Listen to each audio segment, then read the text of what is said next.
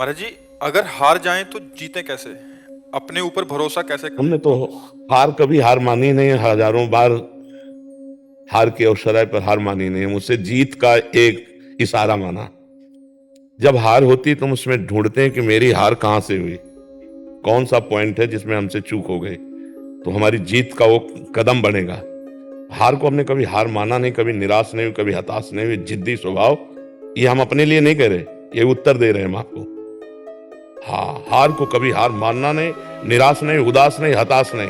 हार गया तो मैं किस पॉइंट से हारा, मुझे देखना है। मेरे अभ्यास में कमी हुई या मेरे अंदर प्रमाद स्थिति आ गई। हम इसे भाग्य नहीं मानते। भाग्य आगे को तो झाड़ू लगा के एक कोने में रखना है, नहीं तो भगवत प्राप्ति भाग्य से नहीं होती। हमारा भाग्य कितना बड़ा, पीछे का कर्म ही तो है। हम इतना विशाल कर्म करेंगे कि उसे दबा देंगे। राधा राधा राधा, और चूक कहां हुई? रात दिन अपने कर्तव्य कर्म के अभ्यास में दृढ़ हो जाए तो सबसे ज्यादा प्रवीण हो जाएगा। अभ्यास में बहुत बड़ी ताकत है, बहुत बड़ी ताकत। आंख मूंद करके आदमी को लिटा करके आसपास नारियल रख करके वो गन से मार रहा है, जरा चूक जाए तो उसकी खोपड़ी फट जाएगी। अभ्यास, अभ्यास योग युक्तेन चेत सा नाम्ने गामिना। अर्जुन जी को अभ्यास से दिव्य बनना हुआ।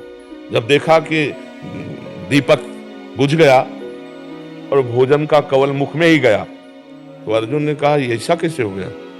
हम प्रकाश में पा रहे थे, इसका मतलब इसका अभ्यास है। तो मतलब अभ्यास अगर हो जाए तो कुछ भी किया जा सकता है।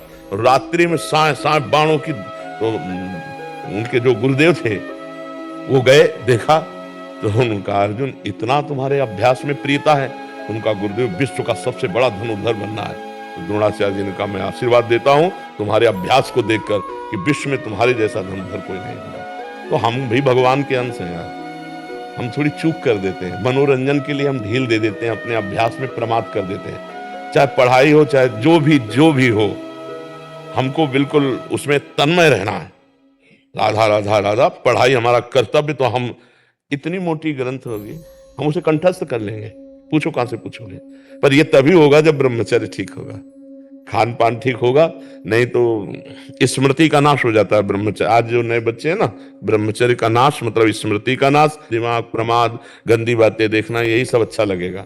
उन्हें हम कह रहे ब्रह्मचर्य में इतनी ताकत है कि कोई भी बात आप सुनाओ और 10 दिन बाद आप पूछ लो आकर के, वही वैसे उस मिलेगी। तो हमें लगता है कि जैसे शरीर स्वस्थ है और ब्रह्मचर्य हो, तो ये तो बहुत छोटी छोटी किताबें होती, इतने मोटे मोटे ग्रंथ ऐसे पूरे याद हो जाते हैं दिमाग में। एक बार सुनाओ, दिमाग में बैठ गए, क्योंकि स्मृति है। अब नए नए बच्चे गंदी गंदी बातें देखते हैं, गंदा भोजन करते हैं, व्यसन करते हैं, तो उनकी स्मृति पढ़ाई में कहाँ लगेगी? फिर तो गंदी गंदी बातों में लगेगी। वो फिर जब हार जाते हैं तो सोचते हैं कि शरीर को नष्ट कर दें, क्योंकि ताड़ना मिलती घर से कि इतने पैसे लगाए पढ़ाई में और ऐसा तुम कर दिए। माता पिता तो बड़ी मेहनत से कमा कर तुम्हें पढ़ा रहे हैं, तुम व्यसन आदमी ऐसे। तो हमें लगता है बच्चा कि अगर संयम से चला जाए तो जिस डिपार्टमेंट में हम हो, हम जान की बाजी लगाकर ऐसा अभ्यास करें, कौन किस में फेल हो जाएंगे। ये बाबागिरी कोई छोटी मोटी युद्ध वाली बात नहीं, बहुत बड़े युद्ध की बात है, बहुत बड़े युद्ध की बात है। ये कोई खिलवाड़ नहीं, जैसे अपने लोग बचपन से आए ना, भूख प्यास गर्मी सर्दी काम क्रोध लोभ मोह मद मत्सर, लोगों की गालियां सामने से। तो हमें हारना नहीं। हम अपने उदाहरण से कहते हैं, अगर हम आज जरा सा अपने को स्वीकार कर लें कि मैं किडनी फेलियर आदमी हूं, तो उठने लायक नहीं हूं, उठने लायक नहीं। हार नहीं मानी, आज भी हार नहीं मानी। हम अपने समय से देखते हैं, हमें उठाओ, हमें स्नान करवाओ, हमें चलो ले चलो, हमारी दिनचर्या चलेगी। मतलब बहुत जिद्दी स्वभाव, जिद्दी स्वभाव।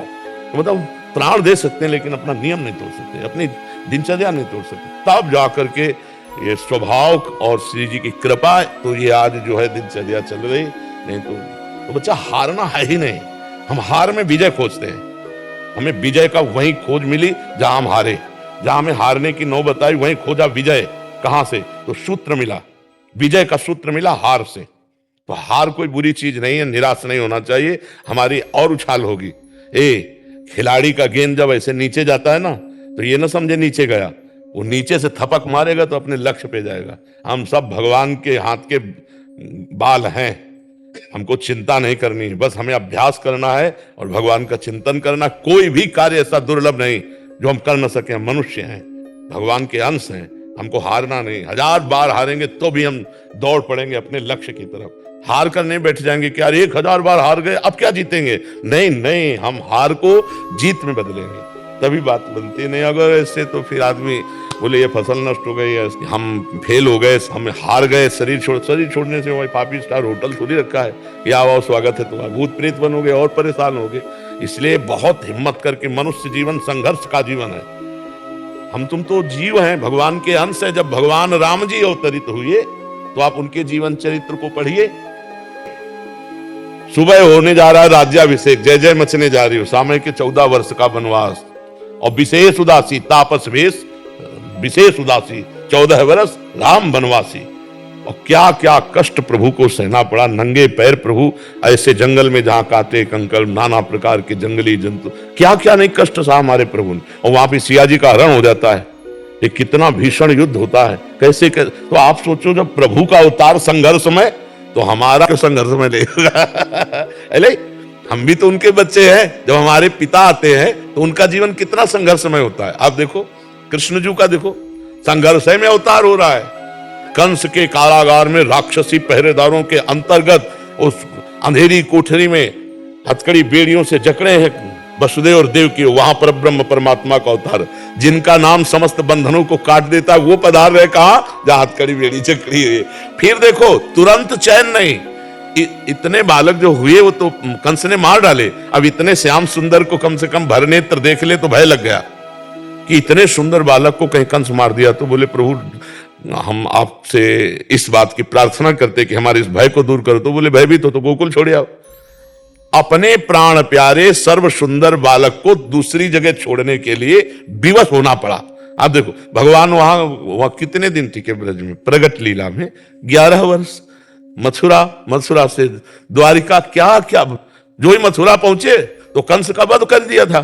तो कंस का ससुर था वो जरासंध, अरे 21 अक्षोणी सेना लेकर के, महाभारत में तो 18 अक्षोणी, 21 अक्षोणी सेना लेकर के 17 बार आया। फिर कालियावन आया, 18वीं बार भगवान भागे थे, रण छोड़ भगवान, क्योंकि कालियावन को मरवाना था मुचकुंद की हाथ से। फिर सरकार का अंतिम जो लीला हुआ बाण संधान करके। तो आप सोचो जब भगवान अवतरित हो रहे तो इस संसार में उनको संघर्ष सहना पड़ा, तो हम तुमको सहना पड़े। हमारे तुम्हारे सामने तो इतने संघर्ष है नहीं, आराम से खूब बुद्धि को भगवान में लगाते हुए संघर्षों से लड़ना है। हमें ये नहीं सोचना हाय हाय क्यों विपत्ति आ गई, नहीं, विपत्ति आई तो हमको उससे गुजरना है, हमको उससे निपटना है। भगवान ने यही अवतार लेकर के सिखाया है, हम धैर्यवान बने, बुद्धिमान बने, पर इसके लिए भगवान का भजन चाहिए। भजन नहीं है तो फिर रुपया पैसा से धैर्य नहीं आता है। ये विवेक रुपया पैसा से बाजार में नहीं मिलता, ये सत्संग और भजन से प्राप्त होता है। विपत्ति दुख और हार को बर्दाश्त करके आगे बढ़ने का जो उत्साह मिलता है वो अध्यात्म से मिलता है, वो लौकिकता में नहीं। महाराज जी ये प्रश्न इन्हीं का नहीं है, आजकल के नए बच्चे जो पढ़ रहे हैं या किसी परीक्षा के लिए तैयारी कर रहे हैं या कहीं आर्मी में भी होना है, महाराज जी क्या इतना प्रयास कर लेते हैं तो सक्सेस मिलता नहीं है, फिर उसके बाद बहुत निराशा। हम ये कहते हैं प्रयास में सफलता है। हमारी बात हर विद्यार्थी अगर मान ले, हमें फिर इसका उत्तर दे, आप अपने ब्रह्मचर्य को क्षीण मत करना, आप कोई नशा मत करना जब तक विद्या अध्ययन कर रहे हो, ये बहुत बड़ी साधना है। और अगर आप ग्रेजुएट ना हो जाए तो हमें बताना। लेकिन 13-13, 12-12 वर्ष के बच्चे कुसंग के कारण, मोबाइल के कुसंग के कारण गंदे गंदे क्रियाएं करने लगे, गंदे गंदे आचरण करने लगे। अब ये फेल नहीं होंगे तो क्या होंगे? नहीं तो हमारी एक केवल बात समझ लें, ब्रह्मचर्य क्षीण होने मत देना और कोई नशा मत करना। फिर आपको देखो अपने आप ब्रह्मचर्य आपको पढ़ाई में न लगा दे तो बताना। आपको सच्ची कहते हैं कि इतना ब्रह्मचर्य में ताकत है कि जैसे चतुरासी जी है तो जो प्यारो करे से है ना, तो ऐसे पीछे से आज वह देखियो तो प्यारी रंग भरी, जो प्यारो तक, जो प्यारो से वहां से वहां, जैसे 100, 99, 98, 97, 96, 95, 94, 93, 92, 91 बचपन में याद की थी गिनती, ऐसे उल्टा और सीधा दोनों तरफ से ग्रंथ याद, अमुक संख्या अमुक संख्या अमुक संख्या अमुक संख्या। हम अगर जिस कार्य में लगे तो उसमें तन्मयता, अब कैसे बताएं, सैकड़ों हजारों बच्चों में फैल गया है हस्तमैथुन, हजारों बच्चों में फैल चुका है। मुख्य कारण यही। हाँ, और मुख्य कारण यही, और डॉक्टर सपोर्ट करते हैं तुम्हारा स्वास्थ्य अच्छा रहेगा। हम अपनी किसानी भाषा में कहते हैं गेहूं की फसल, जो अगर कोई किसान हो, इनमें कोई किसान किसानी जानता हो तो जानना, गेहूं की फसल जब गलेथ में आती है, गलेथ का मतलब होता है बाली निकली नहीं, निकलने वाली है, और आप काट लो, ना भूस मिलेगा ना दाना, और 1 महीना और ठहर जाओ, बाली आ जाने दो, दाना पक जाने दो, तो 40 मन गिरेगा आके। हम कह रहे हैं 20 वर्ष तक जवानी का गले आता है, उसको ब्रह्मचर्य में रखो, उसको काटो मत। और 20 के बाद जब ब्याह करो तो 20-25 वर्ष तक आप संसार के खेल खेलो, आप देखो कोई परास्त नहीं कर सकता। हम अभी 13, 14, 15, 16, 17, हाँ जवानी तो इधर उधर गंदी बातों में, नहीं तो हम कह रहे हैं कि ब्रह्मचर्य में अपार सामर्थ्य है, अपार सामर्थ्य है। ये नवीन बच्चे जो ब्रह्मचर्य नष्ट करें बहुत घातक। जैसे 20-21 के बाद ब्याह हो गया, अब उसके ब्रह्मचर्य कोई परिपक्व अवस्था आ गई, अब वो अगर गृहस्थी में प्रयोग भी करता है अपने ब्रह्मचर्य का तो 10-20 साल उसको चक्कर नहीं आएंगे, कोई परेशानी नहीं होगी। पर एक अपनी मर्यादा से जिसका पाणी ग्रहण किया, अब ऐसे पशुवत आचरण करोगे तब तो फिर नष्ट ही हो जाओगे। तो ये जो बच्चे फेल हो रहे हैं इनके दो कारण हैं, ब्रह्मचर्य का नाश और व्यसन। तो माता पिता के आचरण भ्रष्ट होने के कारण बच्चों के आचरण और भ्रष्ट होते चले जा रहे हैं। इसीलिए शिक्षा तो है ही नहीं महाराज जी, कहीं ना स्कूल में सिखाया जाता है हमें, ना समाज में सिखाया जाता है। ये ऐसे शिक्षा महाराज जी आप दे रहे हैं तो समझ आ रही है, ये तो बड़ा महाराज जी माता पिता सिखा नहीं सकते, बाहर दोस्त आदि हैं वो तो और परमात्मा में घुसा दें ऐसा। हाँ, जैसे हम लोग स्कूल जाते थे तो हम लोगों को अलग से मक्खन अम्मा देती थी, पढ़ाई है बच्चों की बुद्धि लगती है। अब चाउमीन खा के स्कूल जाते या 1 लीटर बटा और 2 रोटी शाम की बनी हुई, और जब मीसो तो पूरा वैसे खस्ता की तरह जल्दी से सुबह पाया, दौड़ लगा के 3 किलोमीटर स्कूल था, स्कूल गए तो वो सब पच जाता था और पौष्टिकता थी। अरे आज के बच्चे देखो ना, चाय पीते हैं प्रारंभ में ही, चाय ये 40 के बाद की बात है, या जो बहुत दिमागी कार्यों में लगे हुए हैं जैसे कंप्यूटर आदि में, और दिमाग थकान हो रही थोड़ी सी चाय ले ली। अब नए बच्चे चाय की जरूरत है, अब वो सुबह बेड टी चाहिए उनको, 9 बजे तक सो के उठ रहे हैं, बेड टी पी, और उनके खान पान क्या होते हैं। इसके बाद जो स्कूल में हमारे तो वो बताते थे संस्कृत के जो थे कि ब्राह्मी लेकर पीना चाहिए जिससे स्मृति शक्ति पुष्ट होती है और ब्रह्मचर्य पुष्ट होता है। तो ऐसा खान पान रहता था। अब खान पान में क्या रह गया, आप देखो खान पान में क्या रह गया। तो हमारे बच्चों की भविष्य खतरे पे है। जब कभी बच्चे खड़े होते हैं आकर ना, कि उनको 2 शब्द में यही समझाते हैं, हमारी इतनी बात मान लो, गर्लफ्रेंड बॉयफ्रेंड इससे बचो, अब ये अवस्था नहीं है। हम कहते हैं दोस्त बनाना पाप नहीं है, लेकिन दोस्त के साथ पाप करना पाप है।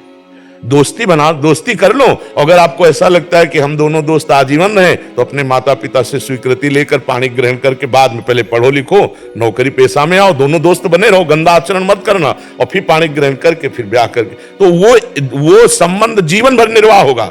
और ये जो पहले ही 10 दिन ये बॉयफ्रेंड ब्रेकअप, फिर 10 दिन वो बॉयफ्रेंड ब्रेकअप, ये हो क्या रहा है भैया, ये क्या हो रहा है? क्या चरित्रहीनता का खेल खेला जा रहा है? ये बॉयफ्रेंड गर्लफ्रेंड है कहां है? मतलब अभी स्कूल चले थे पढ़ने के लिए और ये शुरू कर दिया तो हो गया बॉयफ्रेंड गर्लफ्रेंड। इसी में सब हेरा रही हमारी समाज। और हमें तो बार बार कहने में भी संकोच लगता है कि बच्चों की जो गंदी आदतें हैं, माता पिता को चाहिए कि उनके पास बैठकर मित्रवत बात करें, दोस्तवत बात करें और उनको बताएं कि देखो ये गंदी बात है, इसको त्यागो, और उसके लिए डॉक्टरों का सहयोग लें, जैसे आयुर्वेदिक औषधियां हैं, और उनको बताएं कि हम मानते हैं तुमसे गलती हो गई, लेकिन तुम इसका सुधार करो। अपने बच्चों के बीच में घुसना चाहिए, उनके जीवनचर्या में, उनकी सोच में अपनी सोच मिलानी चाहिए। तो इसलिए हमें लगता है बच्चों से अब ऐसी बातें नहीं करना चाहिए कि अगर गलत किया तुम नहीं, अगर गलत हो जाए तुमसे ना तो तुम हमारे पुत्र हो, हम तुम्हें दोस्त की तरह बचाएंगे, कोशिश करो गलती ना हो। अगर गलती होगी तो तुम्हारी गलती में हम सम्मिलित रहेंगे, हम तुम्हारे दोस्त भी हैं। तो बच्चे का उत्साह बनता है, वो अपनी हर बात माता पिता से शेयर कर सके तो बच सकता है। पर ऐसा प्रायः माता पिता नहीं होते हैं, प्रायः भय प्रदान कर देते हैं। हमें लगता है भय की वृत्ति से आप बच्चों को नहीं बचा सकते, प्यार की वृत्ति से बचा सकते हो, भय वृत्ति से नहीं बचाया जा सकता। और ये बहुत बड़ा रोग है, आपको हम कैसे बताएं। एक 13 वर्ष का बच्चा खड़ा होना मुश्किल हो गया। अब बच्चे हैं, उनको तो कुछ समझ में नहीं आ रहा, उनको तो लग रहा है सुख का साधन है, और वो 8-8, 10-10 बार तो खड़े होना मुश्किल हो गया। तो हमें लगता है यार बच्चों को बचाओ। तभी हमारे भारत की जो पीढ़ी है वो इन्हीं में कोई एमएलए है, इन्हीं में कोई सांसद बैठा हुआ है, इसी में कोई महात्मा बैठा हुआ है। मान लो अपने लोग स्कूल में पढ़ रहे थे, पता थोड़ी होता कि हम एमएलए बनेंगे। अगर सही संस्कार हुए तो हमारे भारत का इसमें उत्थान होगा कि